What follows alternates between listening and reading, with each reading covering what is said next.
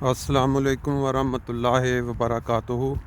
اللہم صلی علی محمد وعلی آل محمد کما صلیت علی ابراہیم وعلی آل ابراہیم انک حمید مجید۔ اللہم بارک علی محمد وعلی آل محمد کما بارکت علی ابراہیم وعلی آل ابراہیم انک حمید مجید۔ حسب معمول جب سے یورپ میں یہ بدبختوں نے حرکت کی کہ رسول پاک صلی اللہ علیہ وسلم کی شان میں گستاخی والے خاکے بنائے، تو خیال آیا کہ ہر گفتگو سے پہلے جو ہے درود کثرت کے ساتھ درود کے ساتھ جو ہے ہر گفتگو کو شروع کیا جائے۔ یہ ہے سب سے مہذبانہ بدلہ ان لوگوں سے۔ آج 3 جنوری 2021 بروز اتوار، یہ دیکھیں یہ جو خوبصورت گھاس تھی گرین، آہستہ آہستہ اس کی رنگت تبدیل ہو رہی ہے سردی اور برف کے ساتھ۔ اور آج ادھر ایک بہت بڑا کیا کہتے ہیں میلہ یا اجلاس ہو رہا ہے۔ یہ دیکھیں سامنے کتنے ہیں کوے جو صبح تو نہیں کہہ سکتے، مڈ ڈے ٹائم پہ اپنی کوئی خاص میٹنگ کر رہے ہیں اور ساتھ حمد بھی کر رہے ہیں۔ اللہ تعالیٰ کی آوازیں آپ کو آ رہی ہوں گی، جس نے ان کو بھی اس دنیا میں آنا مقصود کیا۔ ہر انسان جو اس دنیا میں آتا ہے اللہ تعالیٰ اس کو کسی خوبی یا کسی خاصیت کے ساتھ ضرور نوازتا ہے۔ البتہ یہ اس انسان پہ ہے یا دوسری جو کھوج لگانے والے کہ وہ خوبی تلاش کریں اور اس سے پھر استفادہ حاصل کریں۔ سائنسدان بنتے ہیں، ڈاکٹر بنتے ہیں نامی گرامی، کسی کی نظر پڑ جاتی ہے اس پہ، اس کی ایبیلٹی پہ، پھر وہ اس کو کیا کہتے ہیں تراش لیتے ہیں۔ نئے سال میں آج یہ پہلی آپ کے ساتھ گفتگو ہے 2021 میں، جو سیر کے دوران باہر نکل کے بہت ٹھنڈی ہوا چل رہی ہے، میرا خیال ہے غالباً مائنس ٹیمپریچر ہے ہوا کے ساتھ، لیکن مزہ آ رہا ہے سیر کے۔ اس کی وجہ یہ ہے کہ کل جب جمعے والے دن، جمعے کے بعد گفتگو ہو رہی تھی چند بزرگوں کے ساتھ اور ہمارے جو جرمنی کے مشنری چارج ہیں، تو وہاں پہ یہ مختلف رائے ملی کہ جو لوگ آج کل بیمار ہو رہے ہیں پوری دنیا میں مختلف ممالک میں، وہ جو پھر بیمار ہونے کے بعد ٹھیک ہو جاتے ہیں، تو اکثر و بیشتر یہی ملتا ہے ان سے، یہ کیا کہتے ہیں اس انفارمیشن کی جو سیر تھی نا، 5 کلومیٹر 7 کلومیٹر ڈیلی واک جو ہے، اس چیز نے ان کو بچایا ہے اور وہ دوبارہ دنیا میں آئے ہیں۔ کیونکہ وہ جو آکسیجن جو آپ کے جسم کے اندر جس کو کہتے ہیں ریزرو ہو جاتی ہے واک کر کے، تازہ آکسیجن آپ کے تمام سیلز کے اندر،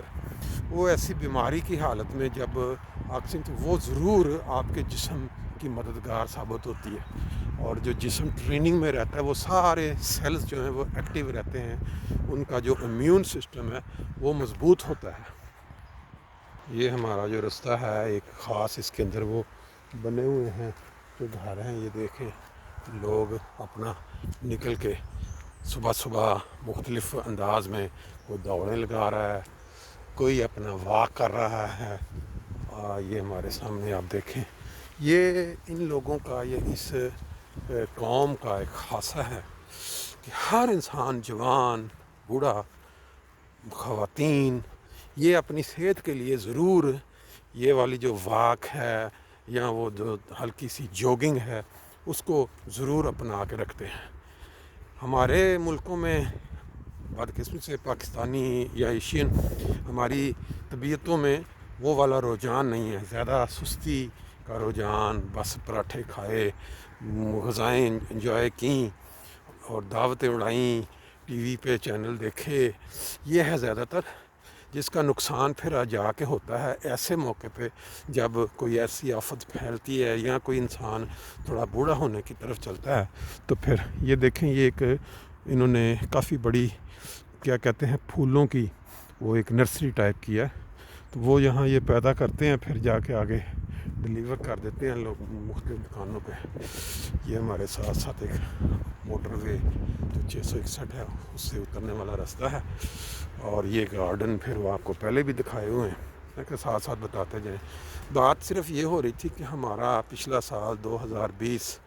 ہمارے بہت سارے لوگوں کے لیے پوری دنیا میں بہت ساری فیملیوں کے لیے بہت ہی تکلیف دہ ثابت ہوا، جس میں بہت سارے لوگوں نے اپنے پیارے جوان، پیارے والدین، پیارے دوست اور بہت سارے کھو دیے کرونا کی وجہ سے. کرونا ایسی بیماری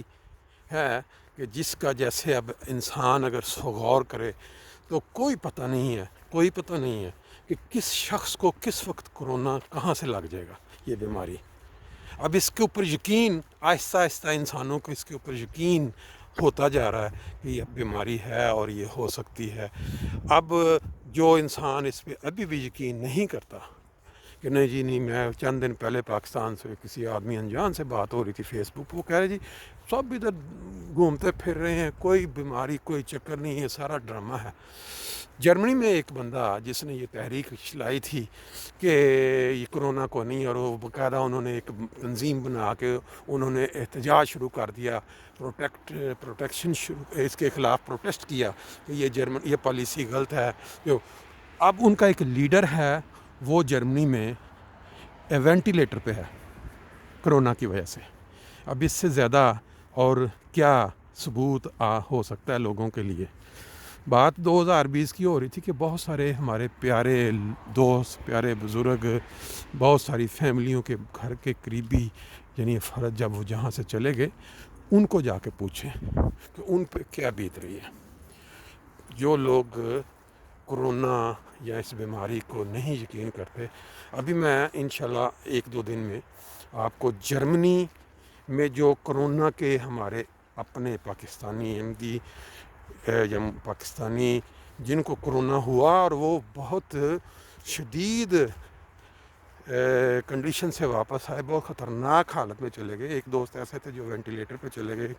جو ان کو، اور ایک دوسرے ان کو اس حالت میں نہیں لیکن کافی دن ہاسپٹل میں رہے. انشاءاللہ ان سے انفارمیشن لے کے لائیو بات کر کے وہ آپ کو سنوائیں گے کہ جرمنی میں اگر کرونا کسی کو ہو جاتا ہے تو اس کے لیے کیا سہولتیں دیتی ہے گورنمنٹ اور کیا کیا ہاسپٹل کے اندر وہ اقدامات کرتے ہیں. اور پھر ایک دوست ہیں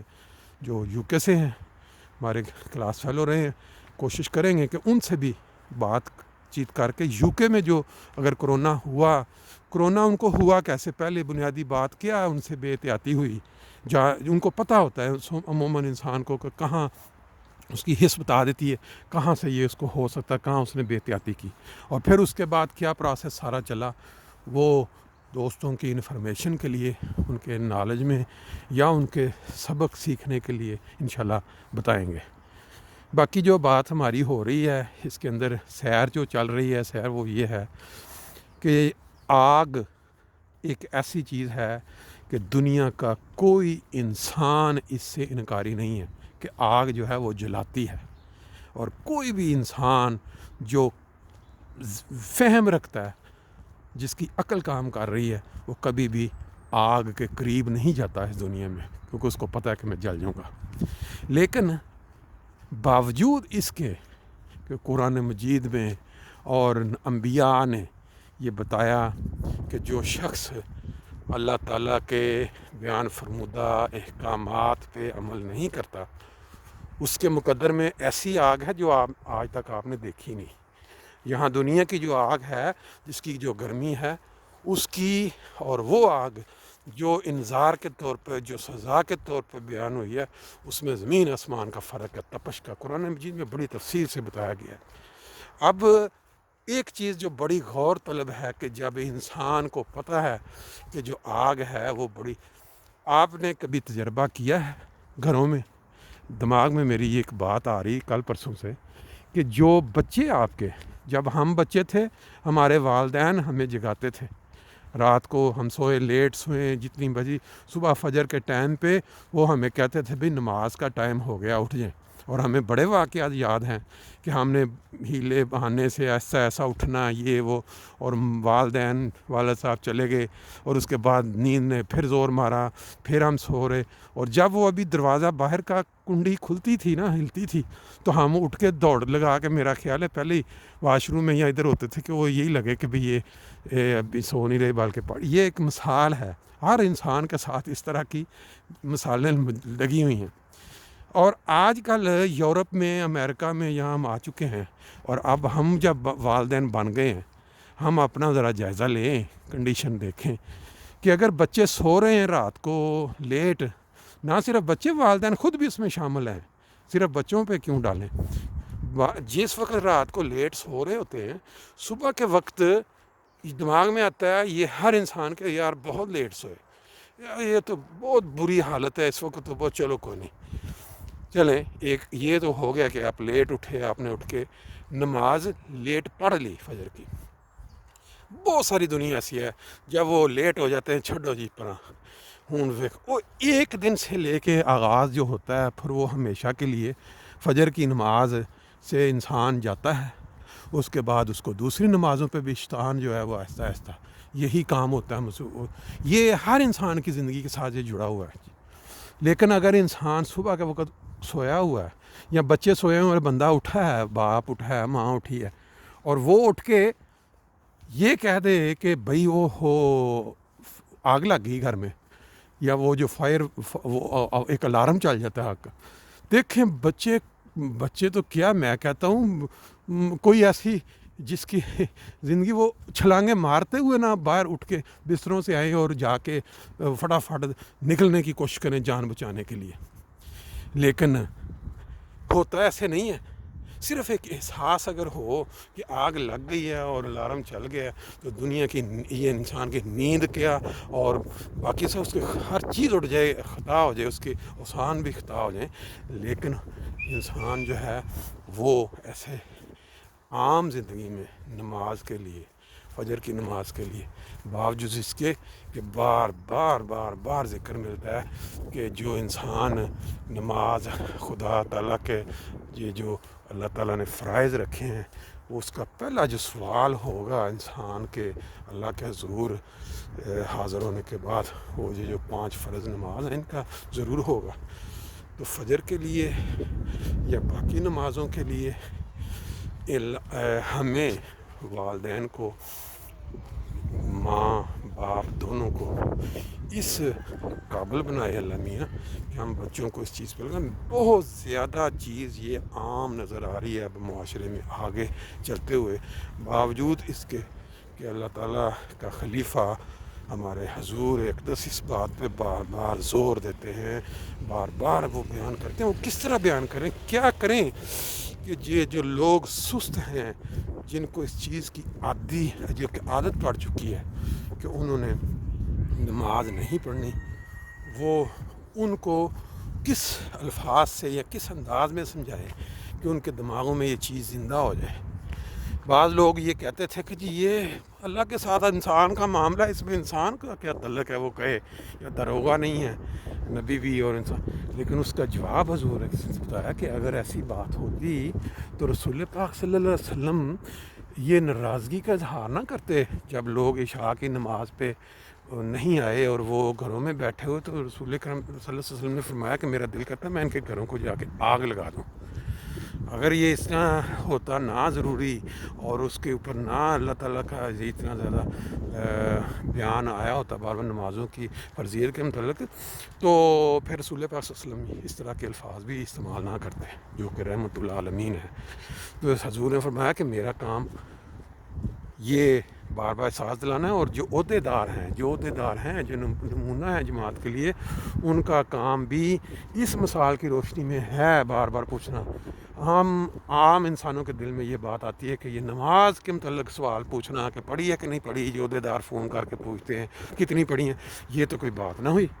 یہ اس کا تو کوئی تعلق نہ ہوا عام لوگوں سے، یہ تو اللہ کے ساتھ معاملہ ہے. لیکن اس کا جو جواب انہوں نے دیا وہ بڑا ہی لاجک دیا ہے کہ جو ذمہ وار ہوتے ہیں، جو عہدیدار ہوتے ہیں، ان کے اوپر یہ بھی ذمہ واری ہے کہ جو نیچے لوگ ہیں ان کو نیکی کی طرف لے کے آئیں، نماز کی طرف لگائیں، تاکہ وہ ان کے اندر روحانیت پیدا ہو. اور اگر روحانیت پیدا ہوگی، خدا کا تعلق مضبوط ہوگا، تو وہ جماعت پھر دنیا کے اندر خدا کی مقبول جماعت بن کے دوسروں کو تبلیغ کرنے کا یا نمونہ بننے کا حق رکھتی ہے. لیکن اگر وہ خود ہی بنیادی فرضوں سے دور ہوتی جائے، نمازوں کا پتہ نہ ہو. اب اسی حوالے سے بات ہو رہی تھی یہ جمعہ کے بعد، ہمارے جو مشنری انچارج صاحب ہیں صداقت صاحب، وہ بتا رہے تھے، مطلب انہوں نے ایک نقطہ بیان کیا کہ لوگ آج کے دور میں مساجد کو یہ سمجھ کے نہیں آ رہے نماز پڑھنے کہ وہاں یہ خطرہ ہے، احتیاط کرنی ہے. جو اللہ تعالیٰ نے انسان کو بچانے کا ایک مقام بنا دیا،